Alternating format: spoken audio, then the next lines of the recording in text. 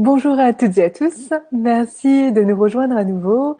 Je m'appelle Mu-Cheng Pech, je suis la directrice éducation de Bibliothèques sans frontières et nous parlons aujourd'hui d'espace avec Raphaël Chevrier que vous connaissez déjà pour ceux et celles qui nous suivent. Raphaël qui est docteur en physique et qui est aussi l'auteur de Ça alors, vous le connaissiez sous cet angle-là puisqu'il est intervenu avec nous sur les hasards dans les découvertes scientifiques. Mais aujourd'hui, c'est sous l'angle de son métier au quotidien chez Ariane Espals qu'il vient nous parler du lancement des fusées et de la vie dans l'espace. Les lancements spatiaux, puisque c'est la spécialité du groupe Ariane. Merci beaucoup, Raphaël, d'être avec nous aujourd'hui. Merci Michel, bonjour. Merci à toutes et à tous de nous rejoindre. Donc aujourd'hui, avec Raphaël, nous allons parler des lancements spatiaux. Vous verrez de magnifiques images issues du travail de Raphaël Chevrier. N'hésitez surtout pas à poster vos questions tout au long de la conférence dans les commentaires du live. Nous prendrons le temps de les traiter à la fin avec Raphaël. Je vous invite donc à ne surtout pas restreindre votre curiosité. Sans plus tarder, je vais laisser la parole à Raphaël, qui va donc nous parler des lancements spatiaux. Merci encore, Raphaël, d'être avec nous. Merci beaucoup de m'accueillir. Merci à Bibliothèques sans frontières d'organiser ces conférences qui sont vraiment passionnantes jusqu'ici. Donc là, aujourd'hui, je vous propose de nous échapper un petit peu de nos chambres ou de nos salons en temps de confinement pour aller virtuellement, j'entends, dans l'espace pour un petit instant, où virevoltent des centaines, des milliers de satellites et qui nous fournissent de nombreuses services. Et notamment, c'est vrai que le confinement, sans ces satellites, il serait un petit peu plus difficile à vivre. Je pense notamment, par exemple, aux données GPS et Galileo, qui est le pendant européen du positionnement par satellite, qui nous permet de savoir qu'on n'a pas dépassé les 1 km autorisés pour aller faire son footing, ou alors les télécommunications pour tenir ce type de vidéoconférence en complément des solutions terrestres à distance, mais aussi la télémédecine, synchroniser les réseaux bancaires, synchroniser les réseaux d'énergie. Donc, les satellites sont absolument présents partout dans notre quotidien et y compris en période de confinement. Donc, on peut peut-être commencer à projeter quelques slides que j'avais préparés pour cette occasion. Parce que moi, ce qui m'a un petit peu frappé en préparant cette petite conférence, c'est vraiment sur la slide 2, voir que les satellites sont effectivement présents dans notre quotidien. Les satellites sont effectivement présents dans notre quotidien, mais il y a un petit écho, je crois. On va continuer comme ça. Mais en 60 ans, la conquête spatiale, elle date de 1957 et en 60 ans, l'espace a fait des progrès absolument formidables qui ont été motivés sur plusieurs fronts. D'abord, le front géostratégique dans le contexte que vous connaissez de la guerre froide avec la confrontation entre deux blocs, le contexte scientifique et puis le contexte plus commercial, donc avec les satellites de téléphonie, de télévision et dédiés à Internet. Alors, sur cette slide-là, je donne quelques exemples, quelques dates, évidemment pas exhaustives. Octobre 1957, c'est l'envoi du premier objet dans l'espace à être mis en orbite. C'était le satellite russe Sputnik.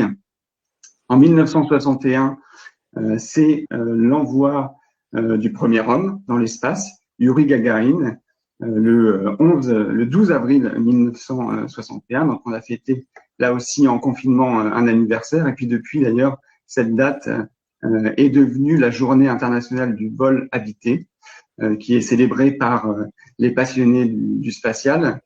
En 1969, c'est une date que tout le monde connaît, c'est les premiers pas de l'homme sur la Lune, Buzz Aldrin et Neil Armstrong. L'année d'après, c'était là aussi le 11 avril 1970 et on a célébré, entre guillemets, le 50e anniversaire il y a quelques jours. C'était cette fameuse mission Apollo 13 qui a souffert d'une anomalie dès le début de la mission, une explosion des réservoirs à oxygène qui a obligé l'équipage finalement à raccourcir considérablement la mission, à faire le tour de la Lune et à revenir en urgence vers la Terre. Et ça a d'ailleurs été à l'origine d'un film avec Tom Hanks qui est assez formidable, je dois dire, et que je vous conseille de revoir en cette période de confinement. En 1971, c'est l'atterrissage de la première sonde martienne, donc à la surface de la planète rouge. C'est une sonde Mars 3 qui a été lancée par les soviétiques. En 1998, c'est le début de l'assemblage de la Station spatiale internationale, qui, elle, a été la destination de notre héros national aujourd'hui, Thomas Pesquet, assez récemment, et qui est un très bel exemple de coopération internationale qui voit travailler main dans la main de nombreuses puissances spatiales.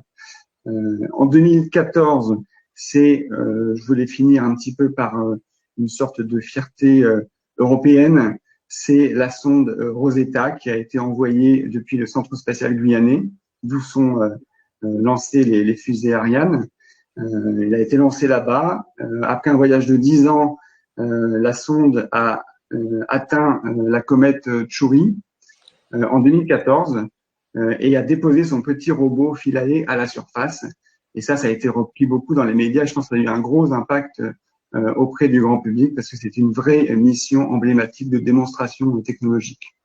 Et puis, comme je l'ai un petit peu mentionné tout à l'heure, sur le front un peu plus commercial, les choses sont allées très très vite. Le premier satellite de télécommunication dédié à la téléphonie, c'était un satellite canadien qui a été lancé en 1972, Anik A. Quelques années plus tard, en 1975, c'est le premier satellite dédié à la télévision. Et ensuite, en 2005, donc un peu plus récent, une nouvelle ère qui est apparue et qui aujourd'hui s'intensifie fortement, c'est l'ère des satellites dédiés à Internet pour pouvoir donc apporter en complément des réseaux terrestres cette solution accessible et relativement bon marché des satellites dédiés à la connectivité. Alors, si on va à la slide suivante, dans ce contexte, Arianespace et Ariane et l'Europe de manière générale ont joué un rôle assez central dès 1961, où sous l'impulsion du général de Gaulle, dans un contexte de la guerre froide, voulait disposer d'un accès autonome et indépendant à l'espace, a créé donc l'Agence spatiale française, c'est le Centre national d'études spatiales, le CNES, suivi du lancement du premier satellite français, Astérix, en 1965. Ensuite, il y a eu en 1975 la création de l'Agence spatiale européenne, l'ESA, qui a été vraiment quelque chose qui a relativement bouleversé les ambitions de l'Europe en matière spatiale. L'Europe qui est devenue, après les États-Unis et l'URSS, la troisième grosse puissance spatiale à cette époque. Et dans ce contexte, pour essayer donc d'imposer l'Europe sur le marché un peu plus commercial, l'Europe qui disposait d'un nombre de lancements institutionnels relativement limité, Arianespace a été créé, donc en 1980, le 26 mars très exactement. On a là aussi célébré les 40 ans d'Arianespace pendant cette période un peu spéciale du confinement. Et c'est vrai que, alors, une petite anecdote, sur cette slide, j'ai montré une petite photo d'un gâteau que j'ai trouvé sur Internet et notamment sur YouTube. C'est un gâteau qui représente avec beaucoup de détails la fusée Ariane. C'est un gâteau qui est fait à partir de pâte à sucre. Et donc, je vous ai mis le lien YouTube. Voilà, si vous voulez, si vous occupez pendant cette période de confinement à cuisiner et à cuisiner notamment une fusée Ariane 5 pour célébrer les 40 ans d'Ariane, eh bien, je vous y encourage vivement. Je vais peut-être essayer moi-même de le faire. Et donc, à partir de là, le programme Ariane, il a déroulé sur 4 versions différentes de lanceurs, jusqu'à la 5e, qui est l'Ariane 5 que l'on opère aujourd'hui, qui est arrivé donc depuis qui a été opéré au CFG depuis 2002. Et puis, la famille des lanceurs d'Arianespace s'est considérablement agrandie avec l'arrivée en 2011 du lanceur Soyouz, un lanceur historique russe qui désormais est opéré également depuis la Guyane française par les équipes donc d'Arianespace et de Starsem, une société russo-européenne qui a été créée dans le cadre de cette coopération donc avec les Russes. Et puis le petit lanceur Vega, qui lui est construit par nos amis italiens.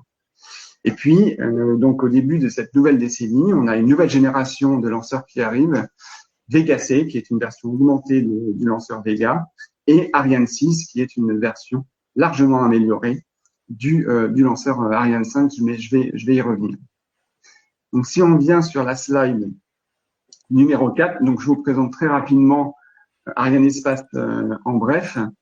Donc, Arianespace, comme je vous l'ai dit, est historiquement assez présente sur le marché commercial et donc à travers le monde, avec des bureaux qui sont situés à Washington, à Singapour, à Tokyo, et puis avec son QG qui est situé à Évry en région parisienne.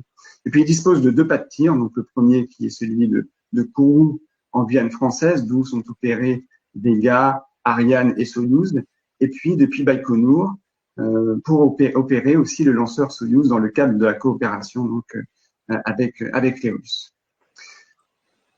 Si Munchen, tu cliques sur cette slide, voilà, on voit apparaître une petite animation. Le pas de tir de Kourou, il est vraiment assez important et il dispose de nombreux atouts, et notamment le fait d'être situé relativement à l'équateur, donc il est à 5 degrés au nord de l'équateur, et ça permet vraiment aux lanceurs de profiter de l'effet de fond de la Terre qui tourne sur elle-même à une vitesse maximale autour de l'équateur, et donc en profitant de cette vitesse, c'est toujours moins d'énergie à produire par la fusée elle-même pour pouvoir mettre les satellites en orbite. Et puis c'est aussi un site qui est ouvert complètement sur la mer, à 102 degrés, on peut tirer un peu dans n'importe quelle direction, que ce soit vers l'est ou complètement au nord, sans du tout risquer donc de mettre en danger la population avec des retombées inattendues en cas de pépin du lancement. Et ça, c'est effectivement très important. Et puis c'est aussi une région qui est relativement dénuée de conditions météorologiques extrêmes. Il n'y a pas de tremblement de terre, d'ouragans, etc. Donc, c'est vraiment un lieu assez idéal pour lancer nos fusées aujourd'hui. Donc, si on va sur la slide 5, donc je reviens un petit peu sur la famille des 3 lanceurs qui sont aujourd'hui opérés par Arianespace et qui sont développés dans le cadre d'une grande diversité de sociétés industrielles partout en Europe.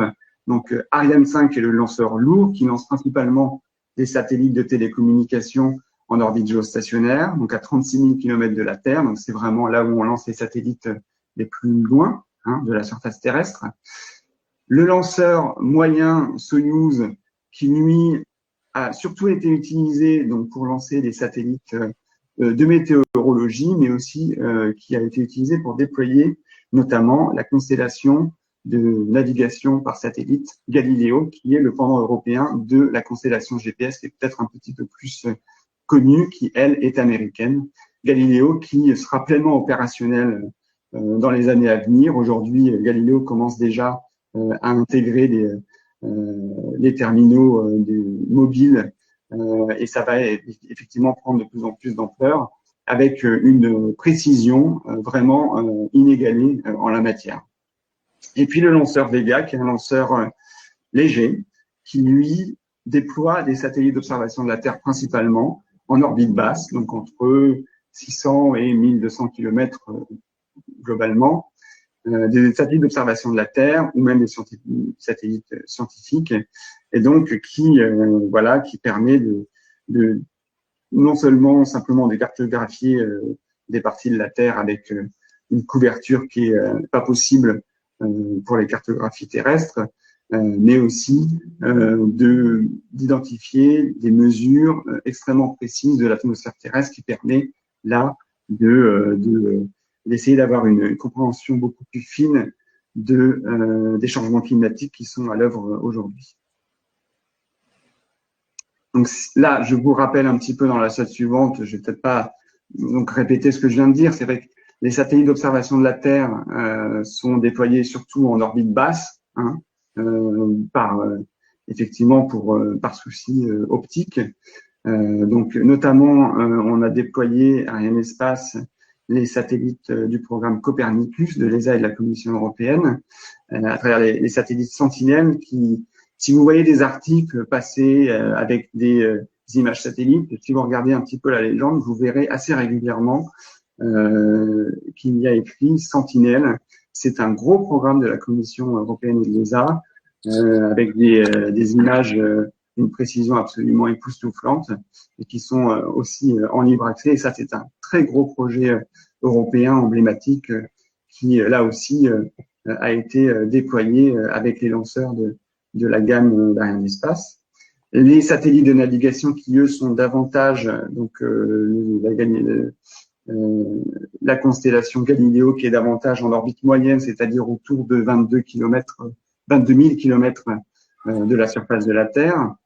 Les satellites de télécommunication, donc historiquement, Arianespace a lancé beaucoup de satellites de télécommunication purement commerciaux, qui donc à peu près plus de 50% des satellites qui sont aujourd'hui en opération donc en orbite, à 36 000 kilomètres de la surface terrestre. Et puis aussi beaucoup de satellites d'exploration de l'univers et de sciences. Notamment, j'ai mentionné le satellite Rosetta qui est parti à la rencontre de la comète Chury. En 2018, nous avons lancé en octobre de cette année-là le satellite Bepi-Colombo qui aujourd'hui est en direction de la planète Mercure, qui est la planète la plus proche du Soleil. Là aussi, vraiment une mission emblématique. Va mettre de longues années avant d'y parvenir en procédant à un chemin assez tortueux pour pouvoir se mettre ensuite en orbite autour de cette planète. Et puis aussi un programme très emblématique, le James Webb, le télescope spatial qui sera lancé en 2021. C'est un très grand programme de la NASA en coopération avec l'ESA et avec l'Agence spatiale canadienne. C'est un très grand programme qu'on attend depuis des années. Et là aussi, la fusée Ariane qui va la déployer sur une orbite de libération, c'est-à-dire une orbite qui, le satellite ne va pas se mettre en orbite autour de la Terre, mais va s'extraire littéralement de l'attraction terrestre. Là, Ariane 5 va avoir une grosse pression sur les épaules et on attend ce lancement avec impatience. Mais bon, pour éviter de trop parler, je voulais aussi vous montrer une vidéo, parce que l'espace, c'est aussi des belles images, une vidéo de nos derniers lancements qui ont été effectués entre entre janvier et décembre 2019.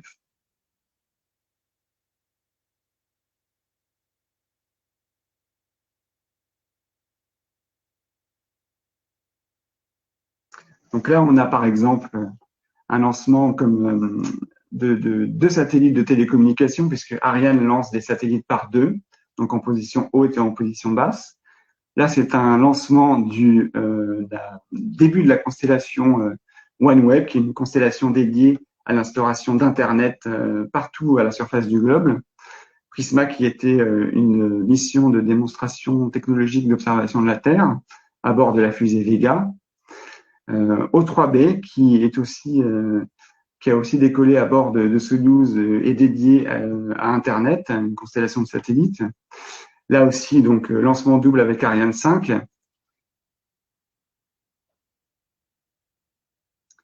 Lancement double également avec Ariane 5 pour mettre en orbite deux satellites de télécommunication sur l'orbite géostationnaire.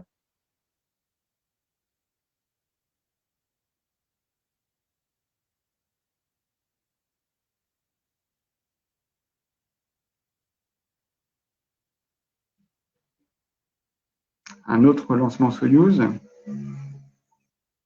Un petit retour en arrière pour célébrer les 40 ans d'Arianespace et les 40 ans de la fusée Ariane, qui a vu jusqu'ici 5 versions et une 6e qui va arriver donc très, très prochainement.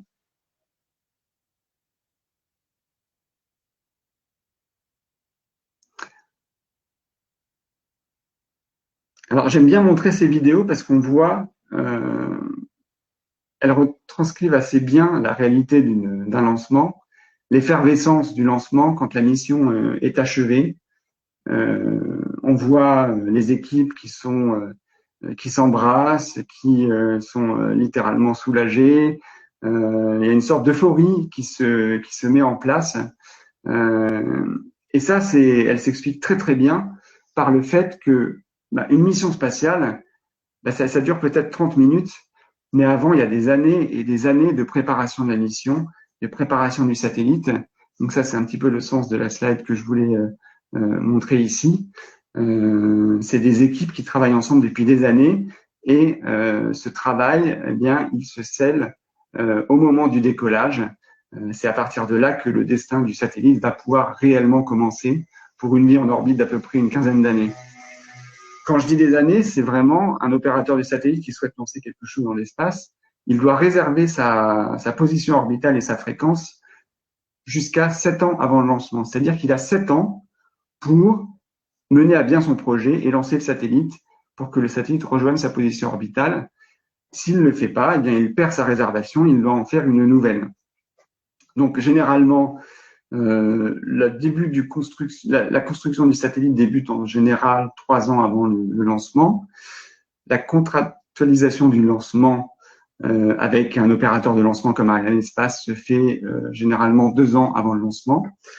Et les mois qui suivent sont vraiment dédiés à la construction de la mission entre le satellite et le lanceur, c'est-à-dire avec quel passager le satellite va pouvoir voler, dans quelles conditions, est-ce qu'il va survivre l'environnement assez dramatique de la traversée du lanceur dans l'atmosphère, est-ce que sur quelle orbite il va être déposé, c'est-à-dire quelle trajectoire exacte le lanceur va effectuer, etc., etc., jusqu'au début de la campagne de lancement, où le satellite arrive en Guyane environ 2 mois avant le lancement. Ce sera un peu moins avec Ariane 6 puisque la campagne lanceur va être relativement réduite jusqu'au moment du décollage où là, comme je l'ai dit, le destin du satellite va être scellé.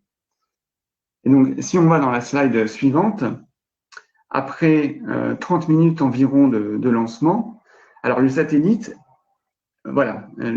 il n'est pas lancé sur son orbite finale. Il est lancé sur une trajectoire intermédiaire qu'on appelle une trajectoire de transfert, qui est une trajectoire très elliptique. C'est un peu comme vous lancez une balle dans les airs, et la balle, elle va suivre une trajectoire en fonction de la puissance avec laquelle vous l'avez lancée. Et là, le satellite, donc, il va suivre naturellement sa trajectoire sans avoir besoin d'apporter lui-même de l'énergie. C'est une trajectoire très elliptique avec une distance minimale avec la Terre de 250 km et maximale de 36 000 km. Ça, c'est dans le cas d'un lancement d'un satellite de télécommunication vers l'orbite géostationnaire, qui se situe donc à la plus grande distance à 36 000 km. Donc, si on clique sur l'animation, on voit le satellite qui va faire des tours tout seul, naturellement, en fonction de la façon dont le lanceur l'a déposé dans l'espace. Et si on reclique une nouvelle fois, eh bien, arrivé à la distance la plus éloignée, c'est le satellite qui va lui-même faire le reste du travail, c'est-à-dire il va faire ce qu'on appelle un boost de circularisation. Il va allumer ses moteurs et il va donc se mettre en orbite, son orbite opérationnelle à 36 000 km, qui est une orbite circulaire, donc autour de la Terre. Donc voilà comment ça se passe et il va y rester à peu près une quinzaine d'années. Ça, c'est typiquement la durée de vie d'un satellite en fonction de la quantité d'ergols qu'il a avec lui, parce que le satellite, pour rester précisément à sa position orbitale, il a besoin de consommer régulièrement un tout petit peu de carburant pour pouvoir rester à la bonne orbite et délivrer tous ses services. Donc là, sur la slide suivante, je faisais une toute petite présentation de la séquence du lancement que je vais montrer juste après en image. Donc, le décollage à H0. Le principe du lancement, il est très simple. l'étage, il est séquencé, le lanceur, il est séquencé en plusieurs étages. Et dès qu'un étage a rempli sa mission, c'est-à-dire qu'il s'est vidé en carburant, eh bien, il est délesté du reste du lanceur pour pouvoir se délester de ce poids mort qu'il représente. Et donc, les étages suivants vont continuer la mission jusqu'à la mise en orbite du satellite. Et donc, 2 minutes à peu près, 2 minutes 20 après le décollage, ce sont les boosters latéraux qui délivrent la première poussée, qui est la plus importante, pour vraiment s'extraire de la traction terrestre. Au bout de 2 minutes 20, ils ont ces boosters à poudre ont tout utilisé en carburant et du coup, ils doivent se séparer pour délester donc le reste du lanceur de ce poids mort. Environ 3 minutes 21, la fusée, on considère qu'elle a dépassé les limites de l'atmosphère, c'est-à-dire qu'elle n'a plus besoin de protéger les satellites des frottements de l'air, de l'atmosphère. Donc, il est dans un vide suffisant pour pouvoir libérer la coiffe, qui elle aussi pèse. Donc, on se déleste vraiment de tous les poids possibles. Donc, la coiffe va être séparée, les satellites vont être, entre guillemets, à l'air libre, mais en fait, ils vont être au vide libre. Il n'y a plus aucun danger pour les satellites, puisqu'on est en dehors de l'atmosphère. Au bout de 9 minutes environ, c'est la séparation des tâches principales qui, lui, a fait son travail. Et ensuite, donc c'est le dernier étage, l'étage supérieur, qui continue et qui va terminer la mission, qui va délivrer le premier satellite en position haute sur son orbite de transfert, et au bout d'environ 30 minutes. Et puis le deuxième satellite, environ 10 minutes plus tard, c'est vraiment à titre d'exemple. Et là aussi, autant vous montrer des images qui sont encore plus parlantes, des images qui mixent un peu la réalité, des images réelles et des images de synthèse.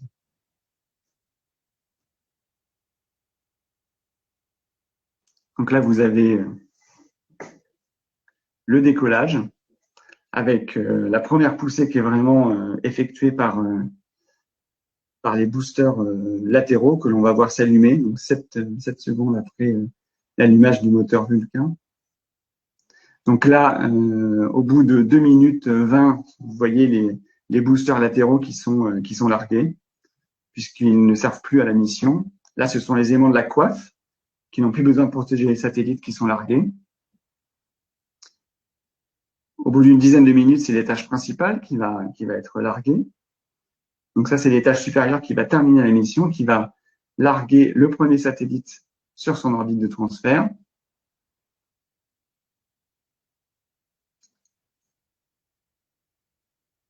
On largue la structure qui permet, la structure de lancement double qui permet d'accommoder les deux satellites à la fois, et donc le deuxième satellite qui est ensuite largué. Et là encore, ces images de liesse, puisque effectivement, c'est vraiment un très grand moment de voir que la mission a abouti, mais c'est vrai que c'est uniquement le début du voyage pour le satellite. Alors, ce que je vous ai montré ici, c'est avant tout la façon dont les choses fonctionnent aujourd'hui. Mais l'espace aujourd'hui, il subit des grands bouleversements, des grands changements, tant du côté des opérateurs de satellites, mais aussi du côté des opérateurs de lancement tels qu'Arianespace. Et donc, je voulais vous présenter un petit peu les différentes, ce qui va vraiment changer au cours de la prochaine décennie, et notamment l'avènement ici du côté des satellites, des constellations de satellites dédiés à la connectivité, donc à l'échelle mondiale, que ce soit pour apporter Internet dans les cibles mouvantes telles que les avions, les bateaux, les trains, etc., ou alors même les voitures autonomes qui auront besoin d'une connexion Internet pour fonctionner convenablement, mais aussi pour réduire la fracture numérique en apportant une connexion à Internet dans des endroits beaucoup trop reculés pour que les solutions terrestres puissent réellement avoir du sens et fonctionner. Et donc, voilà, c'est vraiment, je pense, donc l'avènement d'une connectivité globale au cours de la prochaine décennie qui va vraiment arriver et qui va encore davantage révolutionner notre façon de communiquer ensemble. Sur la slide d'après, ces constellations qui sont composées de centaines, voire de milliers de satellites qui forment une sorte de maillage autour de la Terre, une sorte de toile d'araignée pour vraiment couvrir l'ensemble du globe en orbite basse, principalement. Il concerne aussi les constellations d'observation de la Terre. Là aussi, je vous ai dit que les satellites d'observation de la Terre sont très importants pour plusieurs raisons. Pour l'aspect purement commercial, on a des business qui se développent sur des applications qui vont de compter les places de parking, les places de voitures vacantes dans un parking, jusqu'à aider l'agriculture moderne grâce à des données satellitaires pour pouvoir mieux gérer les espaces verts. Et puis, les satellites d'observation de la Terre sont un élément vraiment essentiel pour pouvoir mesurer et monitorer le changement climatique malheureusement dramatique qui est aujourd'hui à l'œuvre et qui, des 50, j'aime bien donner ce chiffre parce que des 50 variables qu'on arrive à mesurer pour pouvoir se faire une idée de ce qui se passe à l'échelle planétaire au niveau du changement climatique, il y en a plus de la moitié qui ne peuvent être obtenues uniquement depuis l'espace, grâce au fait que les satellites peuvent apporter une couverture globale des images de la Terre. Les satellites bouclent la Terre en une poignée d'heures. Donc vraiment, c'est cette vue globale qui a révolutionné à la fois la météorologie, mais aussi notre compréhension des phénomènes météorologiques et qui nous permet d'apporter des réponses politiques à cet événement majeur pour l'avenir de l'humanité. Et puis la dernière slide sur ces nouvelles applications de satellites, c'est l'avènement d'une nouvelle ère pour l'exploration spatiale, et notamment suite aux ambitions chinoises de retourner vers la Lune et les ambitions américaines de redéposer des hommes et des femmes sur la Lune à l'horizon 2024-2025, eh bien, on le voit assez clairement, la Lune est la nouvelle destination de coopération après la Station spatiale internationale. Au-dessus de nos têtes, c'est vraiment la Lune qui va être la destination privilégiée pour tester des nouvelles technologies, pour explorer plus en profondeur notre satellite naturel, pour essayer de comprendre comment il a été formé et par là même comprendre comment la Terre a été formée. Donc, il y a des gros enjeux scientifiques sur l'exploration de la Lune. Et puis aussi, la Lune, elle dispose de quelques ressources qui permettront notamment aux astronomes de boire, si jamais on imagine une présence un peu plus pérenne sur notre satellite naturel, des matériaux qui permettront de construire des choses directement sur place plutôt que d'avoir à les transporter depuis la Terre. Et puis, l'eau qui pourrait être aussi utilisée comme un carburant spatial pour pouvoir s'élancer depuis la Lune vers des destinations encore plus lointaines. Par exemple, la planète Mars. Ce serait beaucoup plus facile d'aller sur Mars depuis la Lune où la gravité est beaucoup moins importante et en utilisant du carburant utilisé directement à cet endroit-là. Donc, tout ce que je suis en train de raconter, c'est peut-être assez prospectif, mais il y a une chose qui est assez certaine, c'est que la Lune, au cours de la décennie 2020-2030, sera un nouvel endroit à visiter où les missions vont se multiplier en direction de cet astre naturel. Et puis, l'espace, il est aussi marqué aujourd'hui par des bouleversements technologiques qui permettent qui rendent l'espace beaucoup plus accessible finalement aux opérateurs de satellites. Si on va sur la slide d'après, c'est notamment l'avènement de la propulsion électrique qui permet de réduire la masse et la taille des satellites, donc de réduire les coûts d'accès à l'espace. C'est aussi donc la miniaturisation des technologies qui permettent de délivrer encore plus de services pour un volume encore plus restreint pour les satellites. C'est des satellites reconfigurables, encore plus précis et reconfigurables, c'est-à-dire que on n'a pas besoin de relancer des satellites pour pour une nouvelle application, les satellites pourront délivrer plusieurs services à la fois, notamment les satellites de télécommunication. Et puis, les satellites qu'on appelle les satellites destinés aux services en orbite, c'est des sortes de citernes. Aujourd'hui, il y en a quelques-uns qui sont lancés, des citernes qui permettront de rallonger la durée de vie des satellites déjà en orbite en se dockant à ces satellites opérationnels et en leur donnant un petit peu plus de poussée, 1, 2, 3, 5 ans de poussée supplémentaire pour pouvoir allonger leur durée de vie et de passer à un autre satellite sur l'arc géostationnaire et redonner ces services donc de ravitaillement en orbite. Et puis dans ce contexte de changement assez profond des applications spatiales, eh bien l'Europe s'est mise en ordre de marche, de bataille, je dirais même, pour essayer d'adresser ces nouveaux marchés. Donc ça, c'est la slide suivante, avec une nouvelle génération de lanceurs, qui sont les lanceurs Ariane 6, qui sera décliné, le lanceur lourd, qui sera décliné en 2 versions. Le lanceur moyen avec 2 boosters latéraux, donc c'est l'Ariane 62, et puis le lanceur lourd avec 4 boosters latéraux, c'est l'Ariane 64, largement donc adapté donc à ce nouveau marché des méga constellations, parce que Ariane 6 sont, en plus d'être plus compétitifs, puisque le lanceur sera beaucoup moins cher qu'Ariane 5, que son prédécesseur, Ariane 6 sera doté d'un moteur d'un étage supérieur rallumable, c'est-à-dire qui lui permet de adresser des missions encore plus précises, d'accommoder par exemple plusieurs satellites à la fois et de les larguer à différents endroits dans l'espace. Puisqu'on largue un satellite, on rallume l'étage, on le largue dans un autre endroit, on réallume l'étage, etc., etc. Et donc ça va être vraiment un gros différenciant par rapport à l'Ariane 5, c'est de pouvoir délivrer des missions encore plus précises, encore plus sur mesure, donc au service des opérateurs de satellites.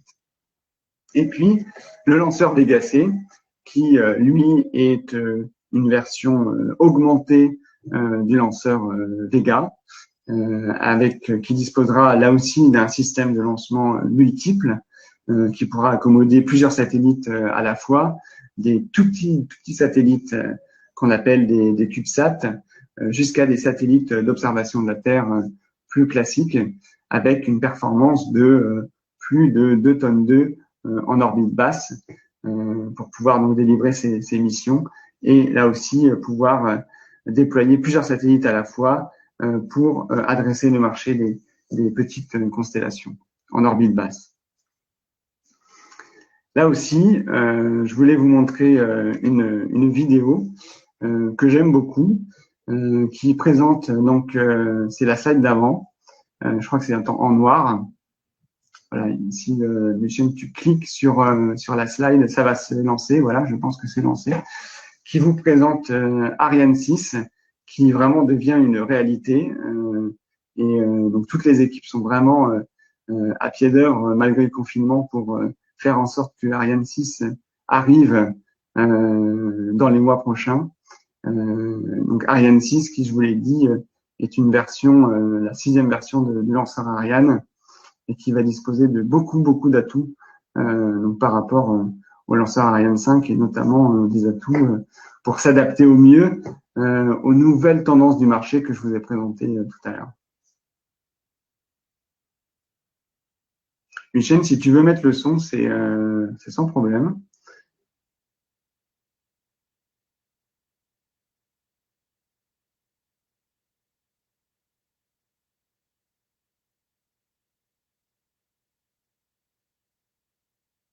Donc Ariane 6 qui va disposer d'un nouveau pas de tir en Guyane, un pas de tir tout neuf qui aujourd'hui prend forme de manière assez spectaculaire.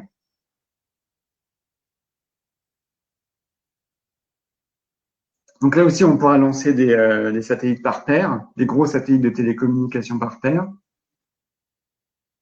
Mais aussi, je crois qu'on va le voir dans la vidéo, on va pouvoir imaginer vraiment n'importe quel type n'importe quel type de mission pour pouvoir lancer des satellites sur n'importe quelle orbite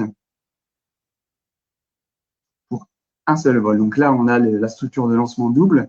Là, on embarque plein de satellites à la fois. Là, on embarque des gros satellites individuels sur des trajectoires de libération, par exemple, des gros satellites scientifiques, avec justement ce moteur allumable que vous voyez ici. Donc là, à quoi ressemblera donc le décollage d'une Ariane 6? Donc le principe est le même, hein, on va larguer les 4 boosters en premier, la coiffe ensuite, les tâches principales, et là on va larguer donc les satellites, un à un.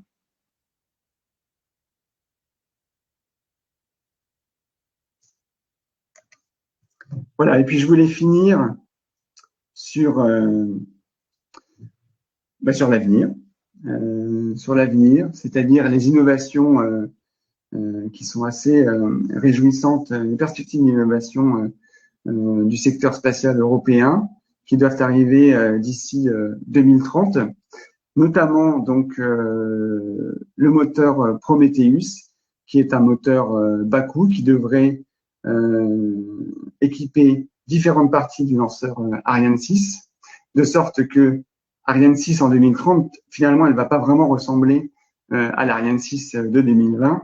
Ariane 6, finalement, c'est comme ça qu'elle a été imaginée et conçue, va bénéficier d'innovation continue. Voilà, c'est une sorte d'incrémentation d'innovation tout au cours de la décennie, donc notamment avec le moteur Prometheus qui sera 10 fois moins cher à produire, notamment grâce aux techniques d'impression 3D, et qui sera aussi potentiellement réutilisable, c'est-à-dire si jamais l'Europe donc dispose, et ça c'est les projets Callisto et Themis, qui sont des projets de démonstration de la réutilisation, c'est-à-dire réatterrissage de la première partie du lanceur, si cela fait sens en termes de cadence pour l'Europe, eh bien Prometheus sera qualifié a priori pour être réutilisable, être relancé une seconde fois.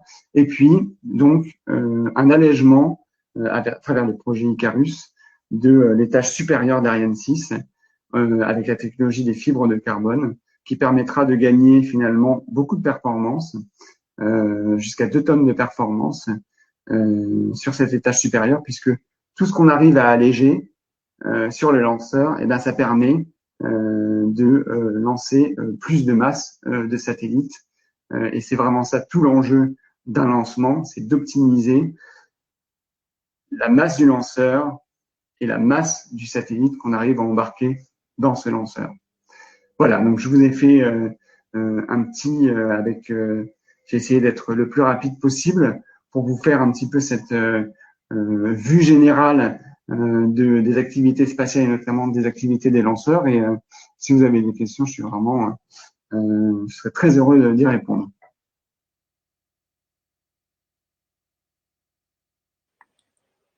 Merci beaucoup, Raphaël, pour ce voyage dans l'espace et ce voyage chez Ariane. Tu nous as fait rêver avec de belles images et aussi avec des explications extrêmement claires et scientifiques. Je suis navrée de ne pas avoir pu partager le son avec vous. On avait un petit souci technique. N'hésitez surtout pas à poser vos questions à Raphaël. On en a déjà quelques-unes dans les commentaires qui mêlent des questions techniques et des questions un petit peu plus prospectives sur l'avenir et l'exploration de l'espace, et notamment celle-ci d'Ogène qui nous demande la vie dans l'espace. Comment concevoir des habitations à volume plus généreux? Se mouvoir debout à pied sera-t-il concevable un jour? Alors, je suis pas sûr d'avoir compris la question. Est-ce que ça c'est plus pour des missions. Alors là, ça relève de la science-fiction. Il y a plusieurs. J'imagine que la question est aussi motivée par cette perspective des voyages à long terme, par exemple vers Mars, où les équipages passeront des mois et des mois dans des espaces relativement confinés. Donc, moi, je suis pas un spécialiste de ces vols habités, mais je sais que à court terme, en tout cas pour les premiers voyages vers Mars, malheureusement, les astronomes vont devoir se serrer dans des espèces de petites boîtes à sardines parce qu'aujourd'hui, on est vraiment dans une dimension et dans une perspective où il faut absolument optimiser la place et le volume à bord d'un lanceur. Et donc, il y a énormément d'enjeux technologiques pour un voyage vers Mars. Aujourd'hui, on a l'impression, avec certains buzz médiatiques, que le voyage vers Mars, il peut se faire et il pourra se faire demain.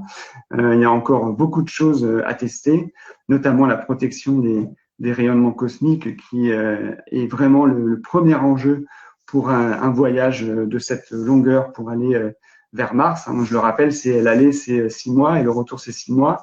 Et c'est à peu près 1 an et demi sur place. Donc, c'est vraiment quelque chose d'extrêmement lourd. Donc, on a beaucoup de travail à faire. Donc, ça, c'est notamment le travail des agences pour pouvoir concevoir ce type de mission. C'est pour ça que la Lune, aujourd'hui, est une cible privilégiée parce que c'est à la fois pas trop proche de la Terre, mais suffisamment éloigné pour pouvoir tester justement ces vols spatiaux dans un environnement qui n'est pas protégé des rayonnements cosmiques. Parce que la Station spatiale internationale, aujourd'hui, qui gravite donc au-dessus de nos têtes, elle est protégée par le champ magnétique terrestre, et du coup, les spationautes sont protégés des rayonnements cosmiques. Et donc, on n'a pas vraiment réussi à tester avec la Station spatiale internationale toutes ces technologies extrêmement lourdes pour pouvoir se protéger de ces rayonnements. Donc, pour répondre à la question, aujourd'hui, je pense qu'on n'est pas encore à imaginer pouvoir marcher dans un vaisseau spatial. Aujourd'hui, il y a d'autres choses, d'autres contraintes techniques à résoudre qui sont extrêmement lourdes, mais rien n'empêche de rêver et de lire toute la science-fiction. Il y a énormément de solutions qui sont proposées, notamment des vaisseaux qui tournent sur eux-mêmes et qui permettent de reproduire la gravité terrestre.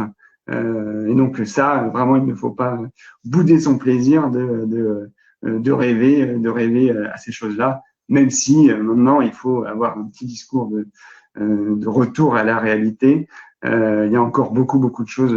C'est ça qui est passionnant dans le secteur spatial, beaucoup de choses à construire pour arriver à ces rêves, à atteindre ces rêves de toute l'humanité. Merci beaucoup, Raphaël. Et en parlant d'exploration, toujours sur cette question, on a un auditeur qui nous demande, qui nous dit Mars est très loin. En quoi est-ce intéressant de l'explorer? Alors, Mars est très loin, mais c'est aussi la planète la plus, à part la Lune, qui n'est pas une planète, mais Mars, c'est la planète du système solaire qui est la plus accessible. Elle est relativement proche de nous. Elle n'est pas trop proche du Soleil, donc du coup, les conditions sont assez favorables. C'est une planète qui ressemblait beaucoup à la Terre à ses débuts. Et pour une raison ou pour une autre, a perdu son atmosphère, a perdu ses océans liquides. Ça, ce sont les théories qui sont à l'œuvre aujourd'hui, qui, à un moment donné de sa formation, a perdu finalement ses conditions d'habitabilité. Et si aujourd'hui, en explorant la planète Mars, on arrive à comprendre comment cette planète a perdu ses conditions d'habitabilité, eh bien évidemment, ça va nous informer beaucoup sur la façon dont la planète Terre a réussi, elle, à être habitable et comment maintenir au mieux ces conditions d'habitabilité. Donc ça, c'est effectivement la motivation scientifique numéro 1. Pour moi, c'est vraiment de voir comment la planète Mars s'est formée. Et il n'y a pas vraiment d'autre moyen de le savoir que d'aller sur place et puis de creuser dans le sol et puis récolter des échantillons. Alors après, il y a aussi cette dimension de rechercher la vie, notamment essayer de voir si justement à cette période habitable, Mars a pu héberger la vie et est-ce que la vie est encore présente sous une forme extrêmement basique, sous la forme d'acides aminés par exemple, dans les sous-sols martiens. Et donc là aussi, si on arrive à voir les prémices de la vie sur Mars, on peut comprendre comment la vie est apparue sur Terre. Donc ça, c'est la deuxième grande motivation scientifique. Et puis il y a aussi une motivation qui est totalement inhérente à la nature de l'humanité, qui est sa nature d'explorateur. L'humanité a toujours voulu aller voir plus loin, aller voir d'autres continents en prenant tous les dangers. Et je pense que c'est assez naturel pour nous d'aller explorer la planète Mars. Voilà, c'est aussi une part de rêve de l'humanité. C'est celle qui lui permet de se dépasser au fur et à mesure de son évolution. Mais là encore, je pense que même si c'est important de réaliser ce rêve de l'humanité, il faut aussi savoir pourquoi on le fait et quelles sont les motivations réelles. Ceux qui font miroiter le fait de pouvoir un jour habiter Mars pour quitter la Terre, parce que la Terre ne serait plus habitable, ben, j'ai envie de dire, c'est un discours qui n'est pas un discours de vérité, puisque Mars est une planète morte.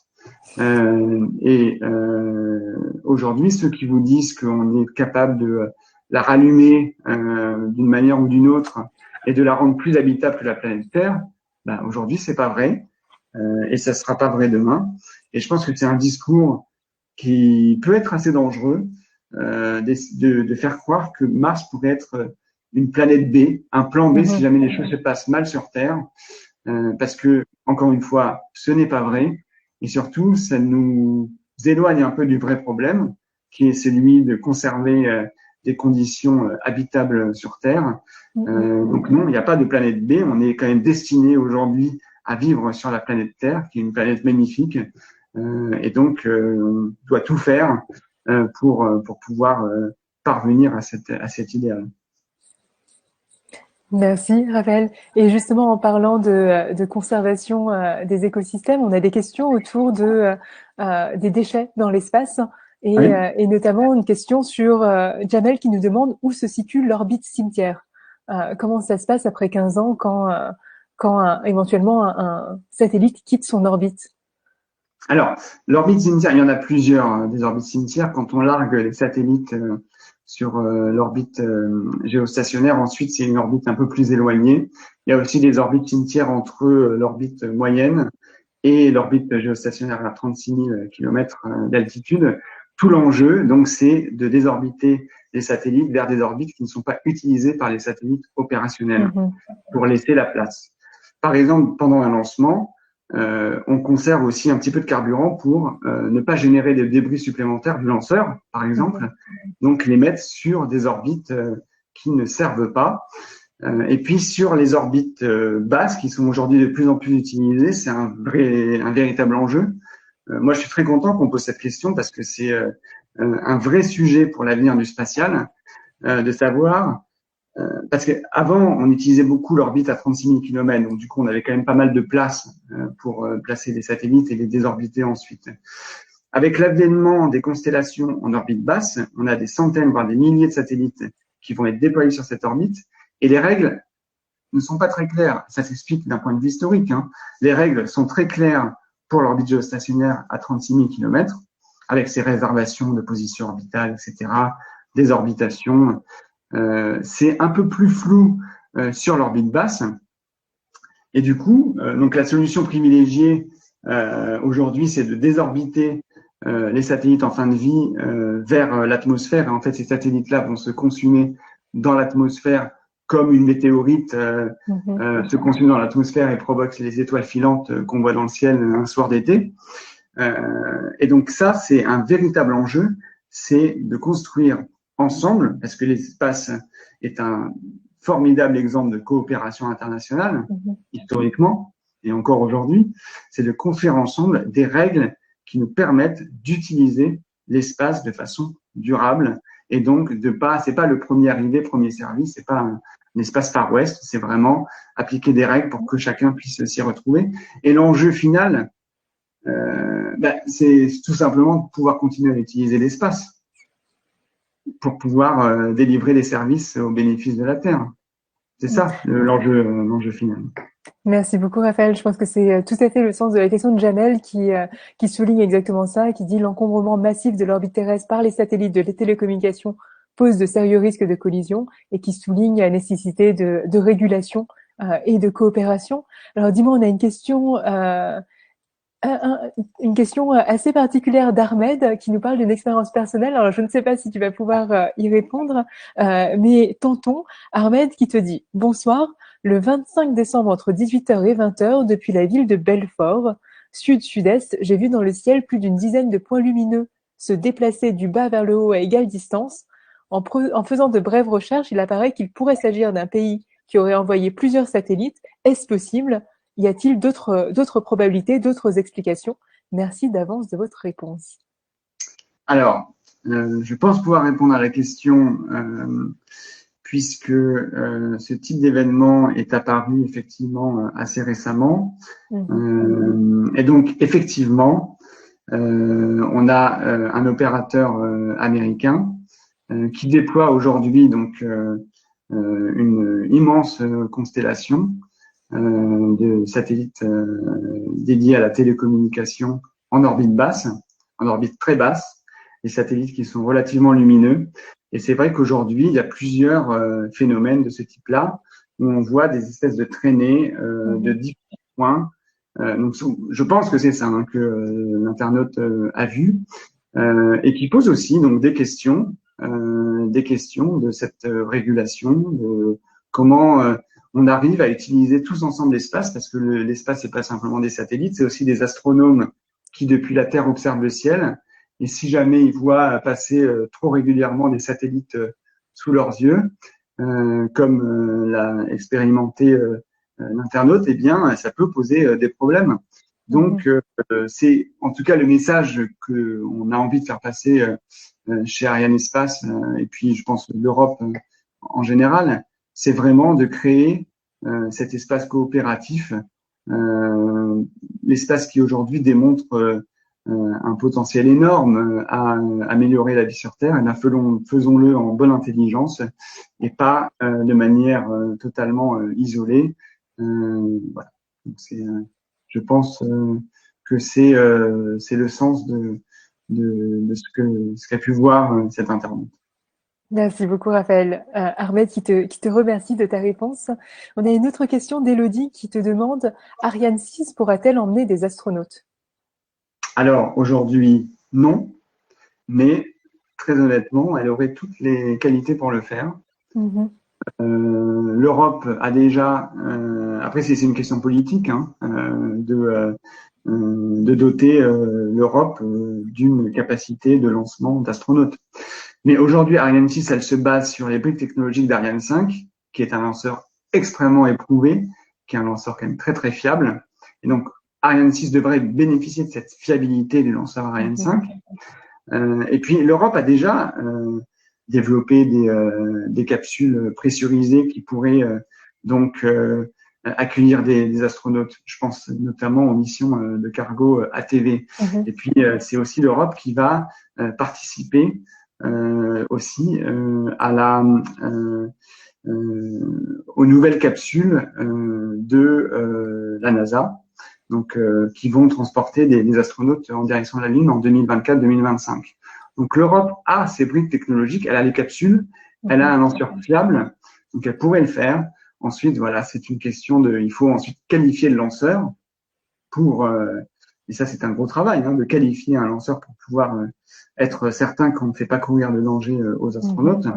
Et donc ça, c'est un choix politique qui malheureusement ne dépend pas d'Arianespace, mais c'est vrai que le tourisme spatial, l'exploration habitée, etc., sont des choses qu'on voit apparaître et ça pourrait faire sens, tout à fait, hein, de un jour qualifier Ariane 6 pour les vols habités. Et dis-moi, Raphaël, dans les vidéos, on a vu que d'une part, la préparation d'un lancement de fusée, ça prend du temps, qu'il y a toute une équipe derrière. Est-ce que tu peux nous en dire un petit peu plus sur justement les différents métiers qui interviennent en préparation d'un lancement et la taille de l'équipe peut-être aussi? Oui, bien sûr. Alors, donc déjà, sur la préparation d'un lancement, il y a des équipes Arianespace qui couvrent beaucoup de métiers différents. Et puis, il y a aussi les équipes qui construisent le lanceur. Il y a aussi les équipes du client, l'opérateur du satellite, les équipes qui sont permanentes en Guyane sur la base de lancement, des équipes qui s'occupent de la sûreté du lancement, donc qui s'assurent que quand on lance une fusée, eh bien, on est certain que qu'on répond à toutes les exigences de la loi spatiale française, parce qu'il en existe une qui est relativement contraignante et heureusement, qui nous permet de ne pas faire n'importe quoi, et donc d'assurer un lancement selon toutes les normes de sécurité possibles. Et donc pour Arianespace, si je peux parler de mes collègues, du coup, donc il y a des gens qui sont chargés de faire la relation avec le client, et donc qui suivent finalement le projet depuis la signature du contrat de lancement jusqu'au lancement. Donc ces gens-là, ils accompagnent le client vraiment au quotidien jusqu'au décollage. Il y a des gens qui donc sont chargés de la conception de la mission. Donc comme je l'ai raconté, essayer de voir comment on agence les deux satellites sur une Ariane 5 et puis comment on construit le programme de vol, comment on construit la mission. Il y a des gens qui sont chargés d'accompagner les clients, qui font de la communication, mais ça c'est un très très gros travail aussi, qui sont chargés de faire visiter les installations en Guyane lors d'un lancement pour les opérateurs du satellite qui connaissent pas forcément et qui découvrent tout, qui sont chargés de les accompagner pendant toute cette campagne lanceur. Voilà, donc il y a vraiment des équipes, je dirais, techniques, commerciales, de communication. Il y a aussi beaucoup d'équipes financières qui font vivre la boîte. C'est finalement une boîte un petit peu comme les autres, sauf que effectivement, Arianespace est une boîte assez spéciale dans le sens où c'est quelques centaines de salariés, mais qui portent des sujets qui sont un peu plus grands qu'elle, c'est-à-dire que d'une dimension à la fois politique, industrielle, c'est Arianespace, c'est le point focal de tout ça, c'est le point focal des clients, des puissances institutionnelles, des puissances industrielles. Donc voilà, c'est ça qui fait aussi la richesse du métier. Et peut-être toi, Raphaël, chez Arianespace, quel est ton quotidien? Qu'est-ce que tu y fais? Alors moi, depuis maintenant 2 ans, je suis à la direction commerciale. Je suis impliqué sur des sujets de faisabilité, notamment donc j'essaie d'imaginer donc avec les futurs clients des missions un peu exotiques qui seront faites avec Ariane 6 et notamment des missions lunaires. Donc on essaie de construire une mission pour pouvoir, ce serait une première pour l'Europe, pour pouvoir vraiment faire en sorte que l'Europe prenne une place entière dans cette nouvelle aventure lunaire, et notamment en imaginant un lancement partagé où on peut accommoder plein de satellites sous la coiffe d'Ariane 6 et les déposer à la surface de la Lune. Donc ça, c'est des petites études de faisabilité de ce type-là. Et puis, je suis aussi en charge de coordonner les réponses à appel d'offres d'Arianespace. C'est-à-dire que quand un client nous contacte pour lancer un satellite, il veut savoir à quel prix, dans quelles conditions, quand est-ce qu'il va pouvoir le faire, dans quelles conditions techniques, est-ce qu'on va le mettre exactement là où il veut, etc. Donc ça, c'est des choses qui se structurent largement en amont et avant la signature du contrat. Et donc c'est ce que donc j'essaye de coordonner, et ça implique un peu toutes les directions d'Arianespace, que ce soit la finance, la technique, le commercial, la communication, etc. Génial, merci beaucoup Raphaël. Peut-être deux dernières questions pour finir. Une de Jamel qui demande si tu peux expliquer ce qu'est le projet Starlink. Le projet Starlink, c'est justement donc le projet que je mentionnais tout à l'heure. C'est une constellation donc américaine de lancement de satellites dédiés à la connectivité globale. Et donc beaucoup de satellites qui sont aujourd'hui lancés sur des orbites relativement basses et qui sont on l'a vu assez voyants depuis la Terre.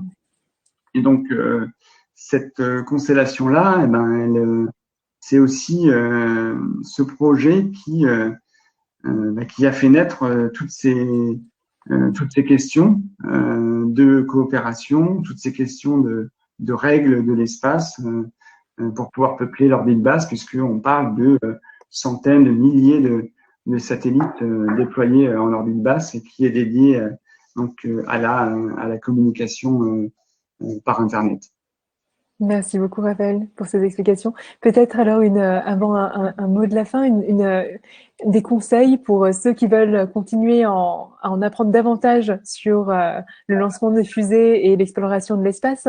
Laetitia qui te demande, est-ce que tu aurais des conseils d'application autour de l'espace pour faire découvrir cet univers aux enfants, aux adolescents, ou est-ce que tu aurais des conseils de films ou de livres, de documentaires sur le sujet?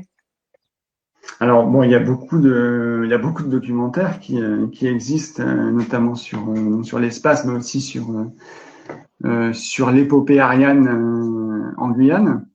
Donc je parlais il y a beaucoup de. Moi j'aime bien les films de science-fiction, hein, donc et notamment tout ce qui est les films interstellaires. Je trouvais ça assez formidable à la fois de réalisme et puis de science-fiction, puisqu'évidemment c'est dans une perspective très très lointaine. Donc voilà, il y a vraiment beaucoup de choses pour découvrir l'espace. On peut aussi se mettre à la cuisine pour concevoir un gâteau de fusée Ariane. Donc il y a plein de moyens aujourd'hui de se mettre au spatial. Moi j'ai acheté à mes nièces un petit bouquin qui fait découvrir l'espace. C'est vraiment pour les petits, hein, de 3 à 5 ans, qui peuvent se trouver, je pense, en ligne. Alors aujourd'hui, c'est peut-être un petit peu compliqué, mais voilà, il existe beaucoup de choses. Je sais que l'Agence spatiale européenne, l'ESA, a beaucoup de produits, entre guillemets, des produits dérivés qui permettent aussi de découvrir le programme Ariane. Il y a des jeux de société qui existent. Il y a des puzzles. Enfin, bon, vraiment, c'est assez illimité. Donc j'ai du mal à adresser une liste comme ça en direct, mais voilà, je pense que en regardant sur YouTube, on peut voir énormément de reportages sur l'espace et sur Arte, il y en a beaucoup. Voilà. Merci beaucoup, Raphaël, de nous avoir partagé ta passion. Merci à toutes et à tous de nous avoir suivis. Vous retrouverez cette vidéo de Raphaël et toutes ces explications dès la fin de cette conférence sur notre page Facebook, mais aussi sur notre site internet www.bibliosansfrontières.org. Merci énormément, Raphaël, d'avoir été Merci avec nous. beaucoup. Merci.